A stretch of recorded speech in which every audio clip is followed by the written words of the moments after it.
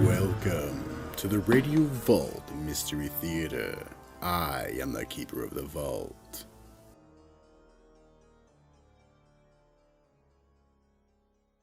Humanity is a hard thing to understand. Being social type animals, it is hard to say why some people decide to isolate themselves from the rest of the world, to create their own kingdom, their own reality. Our story tonight is my neck of the woods. Act 1. Buck Mccoy lived on what was left of the land that had been handed down to him for generations. The family of Silas McCoy had sold all but 25 acres of land in order to take care of his family.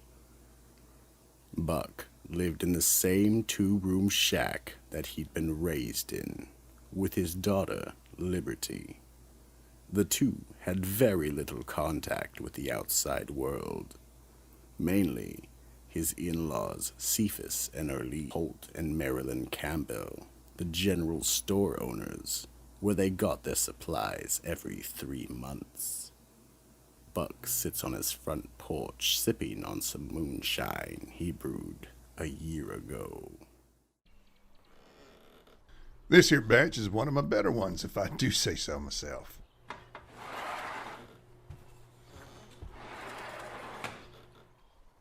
Daddy, I need to go to Miss Campbell's and get some stuff. I suppose it's about time to stock up again. Need some flour, cornmeal, yeast, and oil. Yeah, we gotta get some gunpowder, and I need a new stone to sharpen my arrows with. Could use a new shovel for the garden, too. Yeah, I suppose we should get some more gas and oil for the pickup and generators, too. Well, we ain't got but 6 quarts of oil left in the cellar. Oh, and, we could use some of them thick rubber gloves, too. How we doing on the stink bait for the catfish? Probably gonna need some soon. Why don't you go down to the creek, check those set lines, see if there are any fish on them, and bait the empty hooks. I'll load up the truck. Liberty put on some gloves and went to the shed, where the stink bait for the catfish was kept. She picked up the last bucket of bait and headed for the creek, while Buck got up and went to the cellar and got the empty containers and the money box and put it in his old 56 Apache pickup. Anything on the lines? Just empty hooks. I put more bait on them. Okay, everything's loaded. Let's go.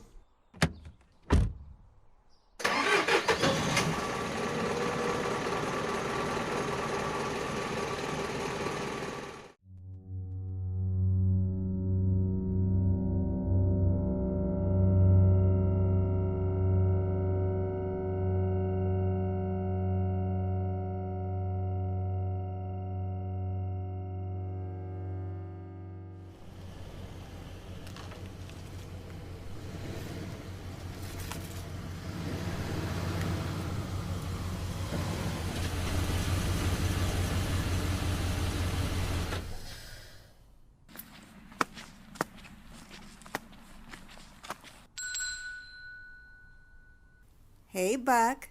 What drug you out of the woods today? Oh, just running a little low on supplies. Well, you know where I have all the bulk stuff. Hi, Liberty. How's life treating you? Oh, I'm doing all right, Marilyn. Just the usual chorin'. You know, tending the garden and fishing, hunting. Have you ever thought about settling down and finding yourself a man? I heard Cade Montgomery is looking. No, ma'am, I don't know him, and I ain't looking neither. Suit yourself. He's a fine catch. Marilyn, when my brother-in-law comes in, could you tell him I want to see him? The two settle up and head for home. End of Act 1. And now, Act 2. The two of them drive home mostly in silence. As they approach the shack, Liberty chirps up. What you want to talk to Uncle Cephas about, Daddy? I think he might be holding out on me. I just got to make sure we're square. Oh, Come on, Daddy. You know he ain't gonna be cool about nothing. Him and Arlene think you're stupid, and they're always trying to pull shit on you. They family, girl. The only family we got round here anymore. You should tell them to get their own business. You only run this stuff for them when we need a little money. They should make and deliver their own. You should respect your elders, girl. Every animal, every plant in this here woods earns respect. So as I know, I reckon you should earn your respect, especially in my neck of the woods.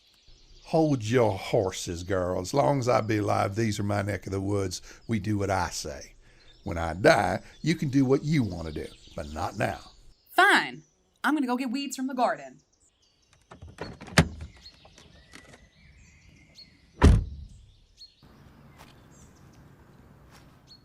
Liberty's uncle, Cephas, and Aunt Erlene had always been a sore spot between Buck and Liberty. Even though Cephas was her mother's brother, she never trusted him because he was always trying to do something shady. His wife, Erlene, was always complicit. Buck always treated Cephas like he was his own brother.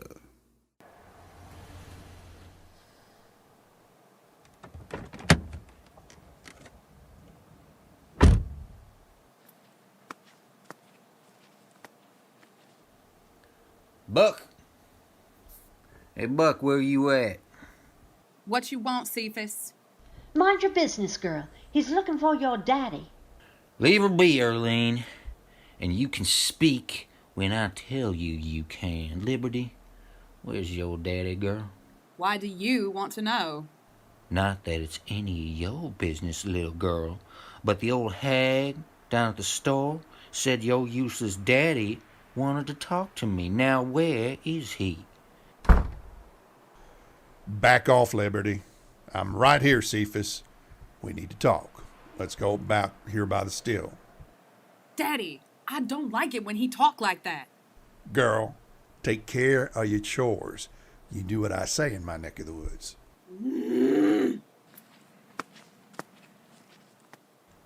Buck, you better get that woman of yours under control. If you need me to, I'd be happy to help with that. If you ever say that again, family or not, I'll kill you. Calm down, Buck, calm down. I was just getting your goat. Now let's go out back by the still and talk. Erling, you keep your ass in that car while us men do the talking. End of Act 2. And now, a word from our sponsor. Sunday, Sunday, Sunday! Dingling Brothers presents the Mechano Carnival. Gasp at a toaster swallowing an entire butter knife. Witness a freakish refrigerator with 2 ice dispensers. See a microwave shot 50 feet in the air. Bust a gasket with the hilarious antics of the All-Weed Whacker Band. Thrill to the horror of the television without cable. All appliances under 10 amps get in free. Plus free spark plugs and air filters for the young ones. The Dingling Brothers Mechano Carnival. Show up early, show up late, but just show up! Now, Act 3. Liberty grabs her bow and quiver full of arrows to hunt for dinner, while the 2 men have a discussion by the still. Erlene sleeps in the car. Soon, the discussion between the men turns heated. Buck, you piece of shit, how dare you accuse me of stealing? You did steal from me. That last bunch came back. You shorted me on the money. Oh, you didn't count right, you big dummy. I'll show you, dummy. Oh, you are dumb. You as dumb as the rock in my hand.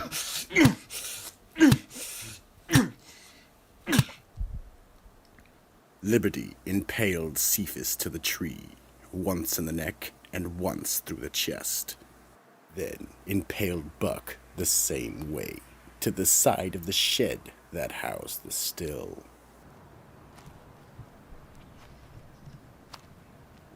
I can't have you boys bicker like that no more. Scaring all the critters away and taking away my supper. I'm sorry, Daddy, but I'll make sure that you get buried right next to Mama. Cephas, you piece of shit thief. You should make some good stink bait for the catfish. And fertilizer for the garden. After I grind you and the missus up. Which reminds me...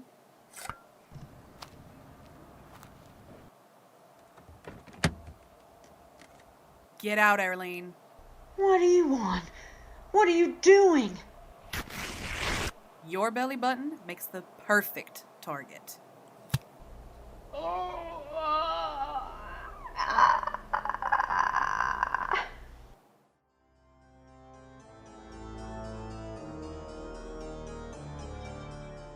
Liberty now spends her days making a little moonshine, gardening, hunting, and fishing.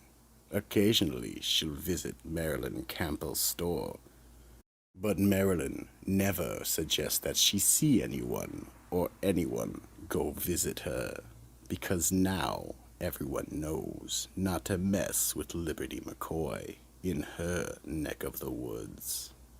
My Neck of the Woods is a production of Troop of Lost Souls Entertainment and Film Syndicate, written by Charlie Mitchell, produced by Anthony Stapiello, and directed by Rick L. Baker. Post-production and sound effects by Brian Collins. Commercials by Joe J. Thomas. The video post by Stephen Shin. J. Anthony McCarthy as Buck McCoy. Contessa as Liberty McCoy. T.C. DeWitt as Cephas Holt. Rhoda Pell as Marilyn Campbell. Robin Roth as Erlene Holt.